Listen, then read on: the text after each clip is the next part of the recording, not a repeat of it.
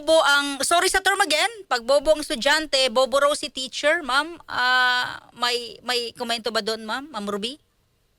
Sa bahagi po ng Alliance of Concerned Teachers, talagang nadidismaya kami na nanggagaling po yan sa isang profesor din, kabaro namin, at siyempre, lingkod publiko din, no, nakatulad namin. Kasi yung salita na yan, ayaw namin yung bitawan sa mga estudyante namin. Actually, kung bibitawan namin yan sa mga estudyante namin, pwede nga kaming makulong, no, under RA 7610, di ba? At siyempre, ayaw din namin makapanakit ng ating mga estudyante. Kaya kung kami po yung tatanungin, kakadismaya po yan. Kumbaga, nakakawala naman ng motibasyon yan sa mga teachers natin na tinitiis na nga yung kalagayan natin sa eskwela.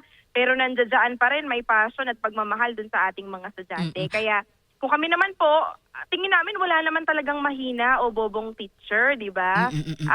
Ito naman ay yung krisis na pinagdadaanan natin ngayon sa edukasyon ay bunga naman talaga nung syempre walang suporta doon sa aming mga pangangailangan sa eskwela. Nagtitiis sa siksikan na classroom dahil nga kulang ng teaching and non-teaching personnel.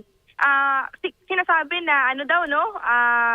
Ito daw ay bunga, no, ng evidence research at yung kanyang mga pananaw ay nanggaling po talaga dun sa mga pagsusuri. Ang tanong nga po namin kay Professor Clarita Carlos, nabasa po kaya niya, no, yung ilang ding pag-aaral na may kinalaman yung kalagayan ng mga estudyante sa eskwela, whether it's suitable for learning environment, at hindi lang dapat nakaturol kay teacher, di ba? Kasi po kahit naman po dun sa mga pag-aaral sinasabi na yung pagkatuto ng bata, two-way or three-way pa nga. No? Natututo siya sa teacher, natututo siya sa kanyang kapwa estudyante. At kami rin naman po ay natututo dun sa mga estudyante namin.